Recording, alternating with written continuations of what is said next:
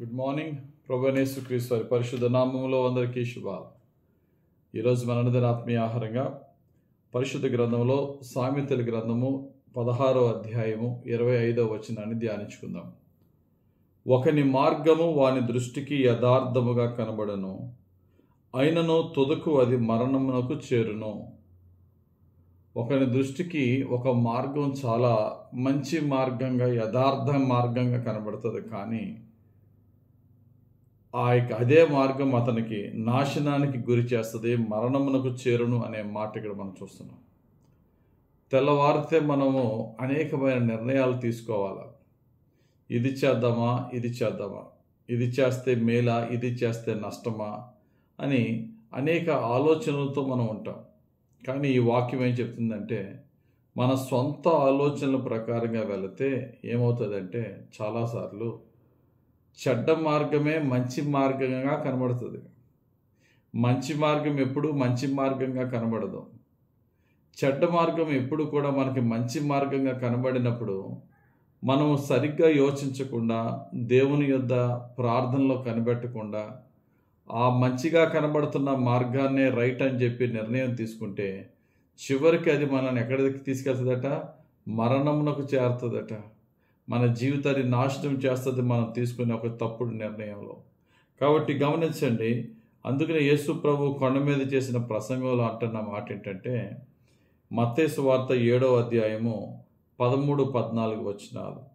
ఇరుకు ద్వారమున ప్రవేశించుడి, నాశనమునకు పోవు ద్వారము వెడల్పును, ఆ దారి విశాలమునై ఉన్నది, దాని ద్వారా ప్రవేశించేవారు అనేకులు. జీవమునకు పోవు ద్వారము ఇరుకును, ఆ దారి సంకుచితమునై ఉన్నది, దాని కనుగొను వారు కొందరే. దేవుని యొక్క జీవమునిచ్చు ఆ ఇరుకైన మార్గాన్ని కనుగొనవారు కొందరే అట. కానీ నాశనానికి పోవు ద్వారం మాత్రం హైవేలా ఉంటుందట, కంటికి చాలా బాగా కనబడుద్దట. మన జీవితాన్ని భవిష్యత్తులో అది నాశనం చేస్తుంది, కానీ బాగు చేయదు. కానీ భవిష్యత్తులో నాశనం చేసే ఆ యొక్క మార్గం ప్రస్తుతం మాత్రం చాలా మేలైన మార్గంగా కనబడుతుంది. కనుక ఆ కంటి చూపును బట్టి మేలుగా ఉన్నది కదని చెప్పి ఆ మార్గంలో పోయి నాశనం అయిపోయేవారు అనేకులు. కానీ జీవంలోనికి నడిపించి మన బ్రతుకును రక్షించే మార్గం ఇరుకుగా ఉంటుంది. అసలు ఆ మార్గాన్ని కనుగొని వారే కొందరు. ఆ రైట్ వేని చూస్ చేసుకునే వారు కొందరే ఉంటారని యేసు ప్రభువే స్వయంగా చెప్తున్నారు. కొన్ని ఉదాహరణలు మనం తీసుకుందాం బైబిల్ గ్రంథంలో. ఆదాము అవ్వలు తినొద్దన్న పండుని తినేటప్పుడు సాతానుడు వారికి ఎలాంటి ప్రేరేపణ ఇచ్చాడంటే, అవ్వమ్మతో, నువ్వు ఇది తింటే దేవునిలాగా అయిపోతావు, నువ్వు ఇది తింటే అసలు నీ లైఫే మారిపోద్ది. ఆమె దేవుడు చెప్పిన తినొద్దు అన్న ఆ పండుని నేను తినకూడదనో అనే ఉద్దేశంలోంచి బయటకు వచ్చి, అసలు ఈ పండు తింటే కనుక నా జీవితం చాలా బాగుపడిపోద్దని తను ఉద్దేశించి మేలు అనుకున్నది. కానీ అది ఏం చేసింది? ఆమెకి కీడు తెచ్చింది, శాపాన్ని తెచ్చింది. దేవుని ఆజ్ఞను మీరినందుకు ఏదేను తోటలోంచి నెట్టివేయబడ్డారు, గెంటివేయబడ్డారు, శాపాన్ని తీసుకొచ్చింది. కానీ తినకముందే ఇటువంటి జీవితం కలుగుతుంది అని తాను నిజంగా కరెక్ట్గా యోచించి ఉంటే ఆ మార్గం ఎన్నుకోదు కదా. అలాగే లోతు గారి జీవితం చూడండి. అబ్రహాము లోతు కలిసి ఉన్నప్పుడు బాగానే ఉంది.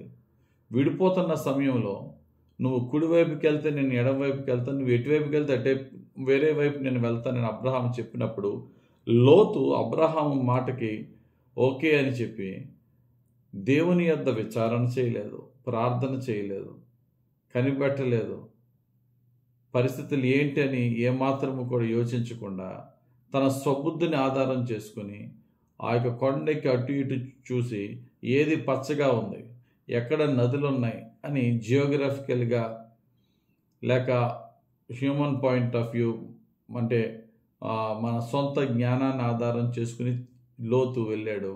దేవుని యొద్ద కనిపెట్టలే. కానీ అబ్రహాము దేవుని యొద్ద కనిపెట్టి నన్ను ఇటే వెళ్ళమంటే అటే వెళ్తాను ప్రభు అని దేవుడు చెప్పిన మార్గంలో అబ్రహాం వెళ్ళాడు. స్వబుద్ధిని ఆధారం చేసుకుని లోతు వెళ్ళాడు. తర్వాత ఏం జరిగిందో తెలుసు. పచ్చగా ఉన్న లోతు వెళ్ళిన మార్గమైనటువంటి సొదొమ గొమొర్రా బూడిదగా మారింది. ఎండిన ఎడారి భూమి జలమయముగా మారింది అబ్రహాముని దేవుడు పంపిన చోటికి.